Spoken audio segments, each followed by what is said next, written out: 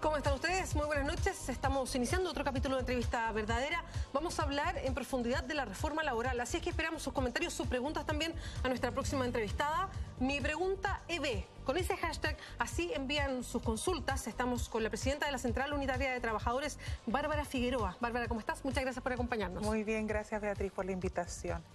Bárbara, ¿quién finalmente va a decidir la reforma laboral y los énfasis que se van a dar, independiente que son los parlamentarios los que votan? ¿Es la ministra del Trabajo o será el ministro de Hacienda? Yo creo que va a ser un trabajo conjunto del Ejecutivo, por lo que uno ha podido conversar y por lo que nosotros hemos podido ir discutiendo. No es solo el Ministerio del Trabajo quien está haciendo esfuerzos en materia de el perfeccionamiento del proyecto de reforma laboral en esta etapa, sino que también Hacienda, pero también sabemos que hay un interés de Sexpress. Perdón, me pregunto porque en este realismo sin renuncia que anunció la presidenta Bachelet, algunos énfasis viraron desde los ministerios originales a que hoy día muchas de las cosas están pasando por el Ministerio de Hacienda. Ahora, en el caso nuestro, por suerte, siempre el debate fue un debate biministerial. ¿Y seguirá equilibradito? Yo no sé si está tan equilibrado, pero tengo la tranquilidad de que en las reuniones que hemos tenido con la ministra del Trabajo sí se ha especificado que los temas que son los temas del corazón, aunque un concepto no utilizado malamente quizás en el debate tributario, pero lo que es como lo esencial de la reforma laboral no debiera sufrir modificaciones. Creo que en ese sentido es un tremendo aporte el que puede hacer el Ministerio del Trabajo. Entendemos el rol que tiene que jugar el Ministerio de Hacienda, pero también confiamos en que acá el compromiso del Ejecutivo fue un proyecto que buscase el equilibrio, no el falso equilibrio entre las contrapartes, sino que a favorecer a aquel que hoy día es el más debilitado en la relación laboral, que es el actor sindical. Y por lo tanto, en esa perspectiva, nosotros no solo estamos haciendo esfuerzos con el Ministerio del Trabajo, con el Ministerio de Hacienda, sino que estamos sosteniendo reuniones con otros ministerios y también, obviamente, con las bancadas, con la propia o con partidos de la nueva mayoría, para garantizar que estos esfuerzos no sean solo de uno u otro ministerio, sino que sean esfuerzos de gobierno, de un ejecutivo y, por cierto, que también los partidos lo respalden, porque si no tendríamos problemas en la sala, que es donde creemos que pudiera eventualmente producirse algunos desajustes. Ya voy a preguntar por eso por el Senado, porque ha habido varios comentarios, ha habido minutas que han llegado a los senadores de la Democracia Cristiana, en fin. Pero antes, he visto por lo menos 2 encuestas donde se les pregunta a las personas, e insisto, y lo quiero enmarcar eso, son encuestas, se les pregunta a las personas si les gusta o no la reforma laboral, dicen mayoritariamente que no. Después a algunos se les pregunta, o a las mismas personas, qué saben de la reforma laboral, y la verdad es que saben muy poco. Ustedes como CUT hacen un mea culpa, hay responsabilidad de ustedes, es responsabilidad del gobierno, de los parlamentarios. ¿Por qué no se ha socializado, no se entiende, no se conoce la reforma laboral? Yo creo que no se entiende, principalmente no se entiende, y efectivamente cuando tú miras el dato de las encuestas ante la pregunta neutra de si está de acuerdo con la reforma laboral o no, o si conoce la reforma laboral o no, tiende a ser mucho más el rechazo que la aprobación. Sin embargo, cuando tú vas a preguntas que tienen que ver con los temas de la reforma laboral, como por ejemplo el rol de los sindicatos, con el tema de la huelga, si está de acuerdo o no, que sea sin reemplazo, esas materias tienden a tener un alto nivel de aceptación por la población. Entonces, ¿qué es lo que pasa? Efectivamente se ve disociado el debate de una reforma laboral, que es una cosa media abstracta, con los temas que esta reforma laboral toca. Y ¿Por creo qué pasa que ahí, esto? ¿Por qué ha pasado? Yo creo que es primero porque el debate laboral en este país no está asumido como un debate posible. Entonces había tanto mito, había tanto temor enfrentar estos debates, que hoy día cuando lo estás abriendo, finalmente no logran sentirse con todo el peso social que uno esperaría. Y lo segundo es porque yo creo que el mensaje ha sido equivocado. El debate hasta ahora ha estado radicado más bien en responder a una contraparte que ha dicho, y hoy día escuchamos cápsulas en los medios de comunicación donde se dice la reforma laboral va a generar desempleo. Entonces lo que uno hace, lo que está haciendo el Ejecutivo en la práctica es responder a eso. ¿Y qué es lo que uno esperaría? Uno esperaría más bien hacer el mensaje que es un poco lo que nosotros tratamos de transmitir. No tenemos la misma llegada, no tenemos toda la capacidad para hacerlo, pero es dejar claro que una reforma como la reforma que estamos discutiendo, lo que va a hacer en concreto es ver menos dramática esta brecha entre ricos y pobres, Bárbara, o entre salarios. Y para seguir esta explicación, ¿por qué se va a cortar esta brecha cuando esta reforma lo que busca es que haya una mejor posibilidad de los trabajadores a la hora de la negociación? Pero eso implicará, por ejemplo, para cortar efectivamente la brecha, que suban los salarios en Chile, que ese es un gran tema, lo bajo que son los sueldos en Chile. Efectivamente, o sea, tú hoy día tienes por 2 vías prácticamente la posibilidad de incrementar tu salario. Una es la negociación de salario mínimo, que como ustedes saben culmina este periodo en enero del 2016, con un reajuste que ya se hizo operativo para este año y que en 6 meses más se reajusta nuevamente. En enero del 2016 el salario mínimo va a ser de 2.50, pero lo que uno ve es que ese, claro, es una materia de compensación. Pero, por ejemplo, ¿qué pasa con una pequeña y mediana empresa? Tú puedes decir, bueno, es de justicia que se pague el salario mínimo porque quizás no hay más condiciones. Bueno, pero ¿qué pasa con la gran empresa? Que muchas veces se contenta con pagar ese salario mínimo o 10.000 pesos más, o incluso en algunas empresas vulnerarlo, que también a nosotros nos ha tocado verlo. ¿Cómo resuelves esa disyuntiva? ¿La resuelves solo por la vía de la negociación nacional? No. Esa disyuntiva la resuelves con sindicatos fuertes que puedan dialogar con la contraparte en igualdad de condiciones y que, por lo tanto, por esa vía, a través de mecanismos como la información pertinente, que hoy día es algo que se está garantizando con la reforma laboral, tú puedas entonces tener un real estado de situación de la empresa, no esto de que 3 o 4 meses antes de la negociación te dicen, mire, estamos tan mal, tenemos puras cifras rojas, no, sino que documento en mano, lo mismo que tú entregas al Servicio de Impuestos Internos, lo mismo que entregas a la Superintendencia de Valores y Seguros, esa información, tenerla en la mano, poder ver cuáles son las brechas salariales y sobre esa base poder construir petitorios o contratos colectivos que se ajusten a esa verdadera realidad y redistribución de la ganancia. Por eso nosotros decimos, la negociación colectiva con sindicatos fuertes va a ser lo que hasta ahora no ha sido, que es un instrumento de redistribución de las ganancias. ¿Qué significa eso? No que el empresario no va a ganar, significa que eso que gana lo va a tener que distribuir mejor. Porque hasta hasta ahora, parte de eso que gana. O una parte de eso, porque hasta ahora, ¿qué es lo que ocurre? El empresario gana por las dos vías, gana por la vía de las utilidades y gana por la vía de la precariedad de los trabajadores. Entonces es muy cómodo para él. ¿Por qué? Porque dice, yo tengo la tranquilidad de que mientras los trabajadores estén así como están, yo siempre voy a seguir ganando a costa de la explotación. Y eso, ¿qué es lo que genera al final? Desincentivo para invertir, para innovar, para buscar otros mecanismos que te permitan generar ganancias, pero con justa redistribución. Mira, llegan preguntas ya sobre este mismo tema, al hashtag Mi Pregunta EB por entrevista verdadera. Revisemos. Jorge Varela Méndez dice, ¿por qué congeló el sueldo mínimo si en este gobierno iba a ser de 250.000 el primer año? ¿Fue una promesa que pasó?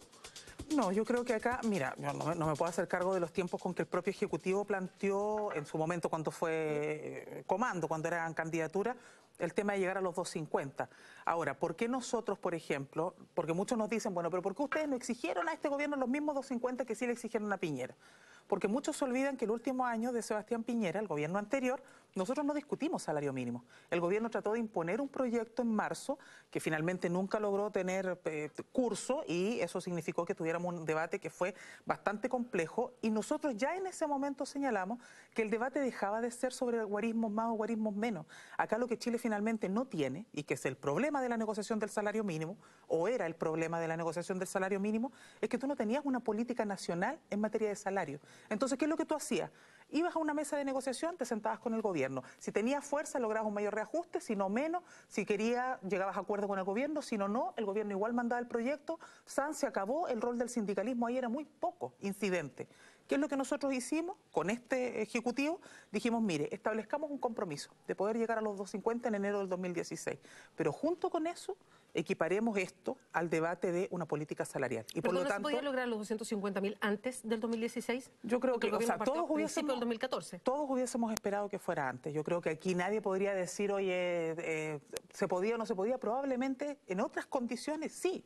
Pero tú no tenías las condiciones a lo mejor como fuerza propia, porque en estas cuestiones tú no solamente mides cómo es tu contraparte, sino cuál es tu fuerza propia para poder pelear esos debates. Y yo tengo la impresión de que nosotros ahí lo que hicimos fue una apuesta bien arriesgada, pero fue una apuesta correcta, que fue decir, mire señores, acá, aunque nosotros hoy día ganáramos 250.000 pesos, el problema no es ese monto simbólico, el problema es que el salario no alcanza para vivir.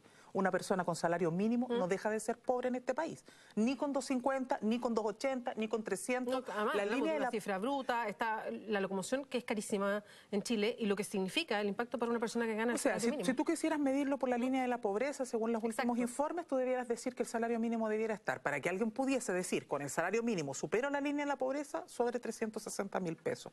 Entonces, ¿cuál era el problema nuestro en el fondo? ¿Era los 250 o era cómo tú construyes una política que permita que los trabajadores, ingresando al mundo del trabajo, porque uno no pretende que un trabajador esté 20 años ganando el salario mínimo, sino que ingresando al mundo del trabajo tenga un ingreso que por el solo hecho de tener la dignidad de trabajar te permita dejar de ser pobre? Eso es lo que nosotros estamos construyendo en materia de política salarial. Y ahí no estamos inventando la pólvora, tomamos una experiencia que es aquí cerquita. Perdón, no sé si entendí bien. ¿La idea es ir proyectando un trabajo para llegar a esos 360? Para llegar, cuando en el momento que sea necesario, en el momento que tú logres calzar la línea, porque hoy día son 360, mañana probablemente van a ser, qué sé yo, 380. Sí, claro. Entonces, pero Bárbara, en esas lógicas, si 250 será a enero o febrero del 2016, o sea, los 360 lo que haya que hacer, no sé, pasarán 10 años. Nosotros esperamos que menos. Estamos tomando el modelo que se hizo en Brasil cuando fue Lula presidente. ¿No será demasiado poco el avance? Tengo la impresión de que uno tendría que ir viendo. Si es posible hacerlo antes, obviamente que tú lo vas a poder hacer antes. Ahora, esto tiene que ver con, yo vuelvo a decir, no solamente tiene que ver con cómo tú construyes esta política salarial, sino que también con la correlación de fuerzas o con las voluntades que tú encuentras para poder avanzar en estas políticas. Yo tengo la impresión de que hoy día uno podría decir, ¿debiera ser antes? Sí, claro que debiera ser antes. ¿Tenemos todas las condiciones para que eso sea antes? Eso es lo que tenemos que ver nosotros, digamos. Ya no es un problema que Perdón, ¿en estas condiciones te refieres a qué? ¿A lo que pasa económicamente? ¿A la fuerza que tengan ustedes como Central Unitaria de Trabajadores? ¿A la incidencia que tengan en el gobierno de turno? ¿A qué cosa? A las voluntades de los gobiernos de turno, en primer lugar, porque tienes que estar comprometido con que efectivamente es necesario para el país tener salarios que estén por sobre la línea de la pobreza. ¿Y tiene que ver con en eso? Yo diría que por lo menos aceptó el desafío. Nadie podría decir que no lo aceptó. Nosotros firmamos un protocolo donde está comprometido que al 2016 eso tiene que estar resuelto. Pero además de eso, tú no solo necesitas la voluntad de un gobierno, necesitas tu fuerza propia, tener cada vez más fuerza y más incidencia como movimiento sindical. Y también, por cierto, que el ámbito económico. Pero yo diría que en materias como esta, si bien tú tienes que hacerte cargo del cuadro económico, eso yo no lo discuto, creo que para cualquier actor que es responsable, esas materias las tienes que evaluar. Es más relevante cuántas voluntades existen para poder avanzar que ese cuadro económico así como absoluto, como piedra de tope para poder avanzar. Bárbara, tú presides la Central Unitaria de Trabajadores.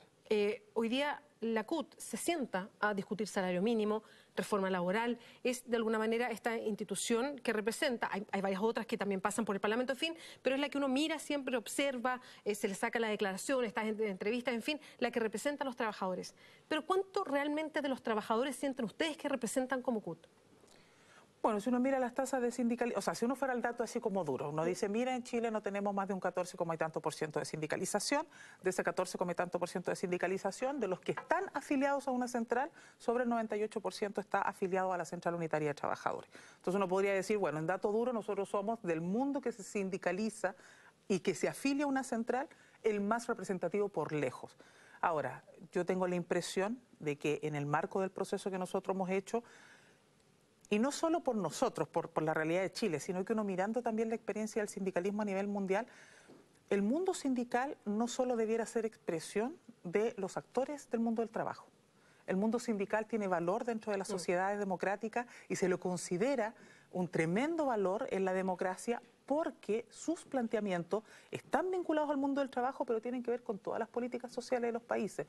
Entonces, yo tiendo a pensar hoy día que probablemente por el rango de acción que hemos ido desarrollando en este periodo, hoy día tú eres más representativo, pero no solo de un mundo sindical, sino que eres más representativo porque también te haces cargo de temas que tradicionalmente los actores sindicales no se les concibe que debieran preocuparse. Por ejemplo, a nosotros nos interesa el debate de la nueva Constitución. Sí, claro. Por ejemplo, a nosotros nos interesa el debate de salud. A nosotros nos interesa el debate de educación. A nosotros no nos interesa solo hablar de salario y negociación colectiva, porque finalmente somos sujetos de la sociedad, sujetos de derechos, y nos interesa ser parte de todos los otros debates. Entonces, tengo la impresión de que en ese marco, yo no me comprometería con cifras, pero sí creo que nosotros hoy día estamos siendo mucho más representativos en el ámbito de todo el desarrollo de la sociedad que lo que éramos hasta hace un tiempo atrás. Y creo que eso es muy sano para los trabajadores, porque más allá de a quién le toque presidir en un momento y a quién le pueda tocar en un próximo periodo, lo cierto es que cuando tú tienes a los trabajadores como sujetos de derechos en la sociedad incorporados, eso te permite tener no solo más dignidad en el trabajo, sino que también sentirte mucho más dignificado en tu rol, como un sujeto de transformación. Sí, claro. Y yo creo que precisamente eso es lo que se nos quiso quitar con el plan laboral. Y hoy día, lentamente, yo diría, lo estamos recuperando. Bárbara, llegan más preguntas a través del hashtag. Mi pregunta, sí. EB. Revisemos la otra. Luis Muñoz dice, ¿cómo se tiene pensado convencer al trabajador de sindicalizarse y luchar con la campaña del empresario? Bueno, yo creo que eso es una tarea difícil. Una, porque nosotros no tenemos los mismos medios que el empresariado. Yo me imagino que las cápsulas que hoy día circulan cada 15 minutos en algunos medios deben costar bastante recursos. Pero sí, nosotros tenemos la impresión de que en la medida que vayamos consolidando este rol más social, más de sujeto de derecho de los trabajadores, y en la medida también que el trabajador sienta que el sindicato sirve, y no solo que es un costo sindicalizarse, probablemente también uno va a ver que se van a ir perdiendo los miedos. Si tú revisas, hay un dato, porque uno puede decir, no, mira, hay diferencias, la gente no quiere la reforma laboral, tiene miedo, pero si uno mira en cualquier encuesta que haya consultado sobre por qué cree que los trabajadores no se sindicalizan o por qué usted no se sindicaliza, ¿cuál es el argumento que tiene mayor peso? El temor al despido. Cuando tú termines con las prácticas antisindicales que tienes hoy día, cuando tú termines con la práctica del empleador de decirle a los trabajadores, tranquilo, no se sindicalice porque yo igual le voy a dar los beneficios, así que deje que ellos peleen por usted. Cuando tú termines con la práctica de que después de una negociación, si fuiste a la huelga, si fuiste más para lilacha con el empleador, te despiden. Si tú terminas con esas prácticas, obviamente que el trabajador va a decir, parece ser que ahora ya no es solo costo sindicalizarme, sino que tiene el valor de que si somos más organizados, mientras más seamos, mejores condiciones vamos a poder acceder en materia remuneracional, pero también en materia de clima laboral, capacitación, entre otras cosas. Quiero aprovechar de ahora asumir lo que íbamos a conversar desde un principio, que es la reforma laboral, para varias cosas, para ir aclarando ciertos conceptos, porque claro, leyéndolos uno todos los días los escucha y uno de repente dice, oye, qué extraño este concepto que se ocupa, que de repente uno le pregunta a cualquiera, oye, ¿sabes lo que es esto? Y uno diría, sabes que no entiendo muy bien. Entonces, para ir aclarando los conceptos y también para saber cuál es la percepción que tienen ustedes de la CUT, si este concepto o cómo viene en la ley se va a mantener en el Senado o no. Porque hay alta discusión en el Senado, se adelantaron minutas, posturas distintas, hay corrientes distintas de los partidos que tienen una mirada especial. La alianza ya se ha mostrado contraria a la mayor parte de estos nuevos reglamentos. Entonces, vamos uno por uno. Primero, reemplazo en huelga. ¿Qué es lo que propone la ley hoy día a propósito del reemplazo en huelga? ¿Y eso va a permanecer como está en el proyecto? Lo que hoy día tú tienes es que efectivamente los trabajadores pueden iniciar un proceso de huelga y el empleador está facultado para poder hacer reemplazo de estos trabajadores que han iniciado la movilización. Solamente se les multa si es que hacen uso arbitrario de ello, cuestión que nunca ocurre, o que pasado el 15º día de la huelga, individualmente pueden comenzar a descolgarse los trabajadores. Esas dos son las figuras que tú tienes hoy día que hacen en la práctica que la huelga no sea un instrumento real, porque si hay reemplazo, finalmente la huelga no cumple su fin, que es la paralización de la producción. Claro, que es impactar lo que pasa en esa compañía. En la empresa, o sea, que tenga un alto costo para el trabajador llegar a ese punto y no dialogar antes. Hoy día eso no tiene impacto para el empleador. Y por otro lado, tiene la posibilidad del descuelgue, que significa entonces que no solo no tienes impacto, sino que si quieres mantener la movilización, yo te presiono. ¿Y qué dice el proyecto? ¿Qué dice el proyecto? El proyecto dice se termina con el reemplazo y se termina con el descuelgue. ¿Qué hay entonces? Porque uno tiene que, en esto tenemos que ser súper claros y pedagógicos. Dice va a haber huelga efectiva, usted no va a poder reemplazar ni con trabajadores externos ni con trabajadores internos, usted no va a poder apelar al descuelgue, pero usted tendrá que garantizar como contraparte, el trabajador o el sindicato, usted va a tener que garantizar, en caso de considerarse necesario, servicios mínimos. ¿Qué significa eso? Significa que usted va a tener que establecer turnos de emergencia en casos súper específicos. A nosotros, francamente, lo que terminó siendo la última redacción de esta materia, nos parece que es complicado, porque dentro de servicios mínimos... Un poquito, antes de pasar a servicios mínimos, que era otro de los temas que me quiero detener. En el tema del reemplazo en huelga, ¿eso se ganará en el Senado? ¿Se dejará la ley tal como está? Hasta ahora, con todos los actores que nosotros hemos conversado, que no es la oposición, pero por lo menos del sector de la nueva mayoría con los que hemos conversado, ellos entienden que eso es parte del corazón de la reforma. La huelga debe ser sin reemplazo y sin descuelgue y sin ningún mecanismo que permita el uso arbitrario un tipo de redacción, una palabra que puede estar... El uso arbitrario de turnos de emergencia u otro. Sabemos que hay una mirada de algunos actores que han dicho, ya, está bien, huelga sin reemplazo y sin descuelgue. Pero ¿qué ocurre, por ejemplo, si hay un grupo de trabajadores, que son poquitos, pero que son clave en el proceso productivo, y que ellos se van a huelga, y con eso, por lo tanto, paralizan todo el resto de las labores? Entonces dicen algunos, ahí tenemos que poner resguardo. Nosotros, ¿qué decimos?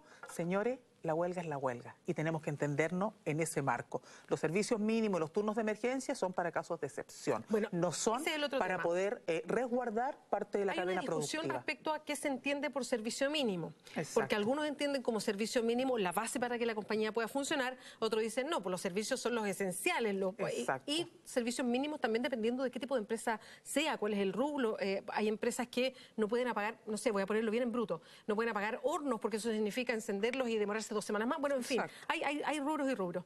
¿Qué se establece en el proyecto de servicios mínimos y si estarán los votos para mantenerlo o cambiarlo? Porque ustedes no quedaron muy contentos con la redacción. Sí, nosotros lo que hemos dicho, o sea, de hecho nosotros lo que nos gusta como concepto es hablar más bien de servicios esenciales. Es decir, todos aquellos servicios que tienen un importante valor para terceros, resguardo de salud, medio ambiente, entre otros. Es decir, aspectos que tú puedes caracterizar de manera muy nítida y muy limpia y que no van a requerir ni arbitraje en tribunales ni otros procesos. O sea, para ponerlo de otra manera, que sería peligroso que no estuvieran prestando esos servicios. O sea, cosas que son ya, pero por eso digo, aquellos que pueden trascender hacia un tercero en las condiciones de vida y que por lo tanto, bueno, uno efectivamente debe resguardarlo. Ahora, eso es lo que a nosotros nos gustaría, resguardarnos más por esa línea en el marco de los servicios esenciales. ¿Qué es lo que quedó en el proyecto? Una mezcla entre servicio esencial y servicio mínimo, pero un servicio mínimo donde se habla de proteger bienes, de proteger las instalaciones, donde finalmente uno dice, mira, no es que nosotros no podamos entender el sentido de la redacción, pero estamos hablando de servicios mínimos en un Chile donde ha imperado el abuso de los derechos laborales. Entonces, no podemos pretender que la redacción simplemente quede a la buena fe de las contrapartes. Debe ser tremendamente rigurosa. Y ahí nosotros estamos porque esos elementos se eliminen del proyecto de tal manera que la concepción de servicios mínimos esté mucho más vinculada a lo esencial. ¿Y cuál es la mirada hoy día de los senadores respecto a esto? Respecto de esto, hay que ser claros. Hay algunos que han dicho claramente que ellos comparten esta mirada de la central, creen que hay que hacer un despeje de ese punto. Sabemos que hay otros que todavía no tienen una posición definida y hay otros que, bueno, no están ni de acuerdo con la huelga, por lo tanto, malamente van a estar, o sea, para ellos ojalá fueran más amplios los servicios mínimos. Y muy en breve, la percepción de ustedes, ¿que esto se va a mantener igual? ¿Se va a especificar como quiere la CUT, por ejemplo? Esto es de los puntos que nosotros hemos dicho es esencial, porque todo el proyecto tiene aspectos que van relacionados. O sea, ningún tema va solo. Entonces, si tú tienes derecho a huelga efectivo, eso no puede ser sobre la base de servicios mínimos que sean ambiguos, arbitrarios o que se puedan judicializar. Entonces, ahí hay un punto donde yo tengo la impresión de que sí es posible avanzar y que esperamos que se avance no para ampliarlos, sino que precisamente para restringirlos y dejarlos muy limpios en redacción. Paso al otro tema, la titularidad sindical. Acá se ha hablado de que se pierde la libertad, que los trabajadores no van a tener libertad porque están obligados a sindicalizarse porque si no pueden perder beneficios de la negociación colectiva. Eso es para los que dicen que no están de acuerdo con la titularidad sindical. ¿Cuál es la posición de la CUT y qué pasa en el Senado con este punto? Ahí hay dos cosas. La titularidad es la posibilidad hoy día de no tener, o sea, ¿qué es lo que significa titularidad? Significa que donde hay sindicato no hay ninguna otra estructura sindical que pueda hacer paralelismo a ella. Solo sindicato. Es decir, donde hoy día hay un sindicato y hay grupo negociador, si esta ley se aprueba, no va a poder haber grupo negociador. ¿Por qué? No porque los grupos negociadores sean malos de suyo, sino que porque se ha utilizado durante todos estos años como instrumento para poner piso y techo en las negociaciones del sindicato. Hay un sindicato fuerte, yo te armo un grupo negociador, por esa vía establezco pisos y techos y luego negocio contigo. Entonces nosotros decimos, donde hay sindicato, solo hay sindicato, no hay grupo negociador. ¿Existirán grupos negociadores? Sí, donde no hay sindicato, pero no tienen derecho a fuero, no tienen derecho a huelga porque no son un actor permanente. Se constituyen solo con el objeto de negociar. Por lo tanto, no pueden gozar de los mismos derechos que goza un sindicato. Ahora, el sindicato, ¿con qué va a contar? Va a contar con la posibilidad, ¿no?, de negociar con el empleador los contratos colectivos y que los beneficios obtenidos en esta negociación, si se quieren extender, tenga que ser de común acuerdo entre sindicato y entre empleador. Es decir, lo que hoy hacían los empleadores, que era una práctica antisindical muy utilizada hasta el día de hoy, era lo que yo te señalaba al principio, ¿no? Yo voy a empezar un proceso de negociación colectiva con un sindicato, hago toda la vuelta con los trabajadores y les digo, tranquilo, ustedes no se preocupen porque lo que aquí se logre, yo como empleador se los voy a entregar a ustedes y por lo tanto están tranquilos. Nosotros, ¿qué es lo que dijimos? Esto tenemos que terminarlo porque si no va a seguir siendo la fuga y la imposibilidad de que el sindicato se fortalezca. O sea, da lo mismo estar o no en el sindicato, si recibían los beneficios. Y un sindicato débil va a ganar menos. Por lo tanto, es bien beneficioso para el empleador al final del día. Tenemos que hacer el corte comercial, Bárbara Figueroa. Vamos a volver con dos preguntas. Una, si comparte la CUT que las pymes tienen que tener un trato especial, porque son, estoy hablando de las pymes reales, las pequeñitas. Y lo segundo es si esto va a generar desempleo, como ha señalado el sector empresarial en estas cápsulas, permanentemente lo estamos escuchando desde todos lados. ¿Cuál es la mirada de la CUT? Pero no ahora, tenemos que hacer este corte y ya volvemos.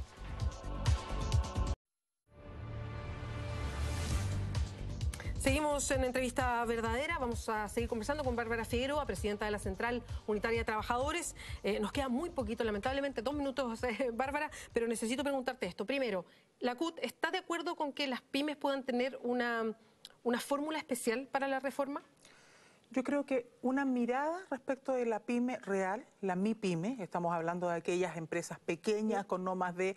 Hoy día se habla de pyme cuando tú tienes 50 trabajadores o menos, nosotros incluso decimos que puede ser un rango inferior para poder caracterizarla. Sin embargo, uno podría decir hay que tener una mirada con ella especial. Lo que no puede ocurrir, y eso es algo que hemos señalado con mucha fuerza, es que eso significa vulneración de derechos. Tú no puedes, por ejemplo, decir, sobre pretexto de que vamos a resguardar a las pymes, no hay derecho a huelga efectivo. Sobre pretexto de que vamos a resguardar a las pymes, no va a cursar la norma de no extensión de beneficio unilateral. ¿Cómo podríamos conjugar estas dos cosas? Resguardar sus derechos, pero además tratar de mantener un rol. Pues la idea no es hacer una huelga y que la empresa termine, ¿sabe qué? Ya no puedo seguir nomás. Es que, claro, es que yo creo que ahí el argumento es un argumento falaz, porque en el fondo lo que te están diciendo es cómo vamos a mantener a las pymes 30 días en huelga. Obviamente que ningún trabajador quiere estar en una pequeña empresa 30 días en huelga porque sabe el costo que tiene para la empresa. Entonces, estamos partiendo de un argumento que es el argumento extremo. Cuando tú llegas al extremo, podés terminar en el absurdo. Entonces,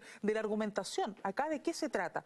¿Cómo generamos buenas y mejores instancias de diálogo que no le signifiquen costo a la pyme? Ni un problema, discutámoslo, pero no pongamos como primer elemento la restricción del derecho, porque tú, cuando estableces libertades sindicales, no puedes decir que hay trabajadores de primera, segunda o tercera categoría. En el mundo entero hay grandes empresas, hay pequeñas empresas y hay microempresas, y tienen derechos, incluso tienen negociación ramal, y eso incluso impacta directamente en esas empresas. Y nadie dice, las pymes o mi pyme van a quebrar. Entonces, yo diría que ahí hay un poquito de argumentos que muchas veces más bien están en el extremo que en la realidad que tú ves diariamente. Una empresa con 5 trabajadores no es una empresa que va a ir a huelga, digámoslo con claridad. Bárbara, muchas gracias. Se nos fue el tiempo. Lamentablemente no alcanzamos a tocar varios de los otros temas que quedan en la reforma laboral. No será la última vez que vengas a Entrevista Verdadera. Muchas gracias. Muchas gracias a ti, Beatriz. Buenas noches. Buenas noches. Y nosotros vamos ahora a un resumen de noticias.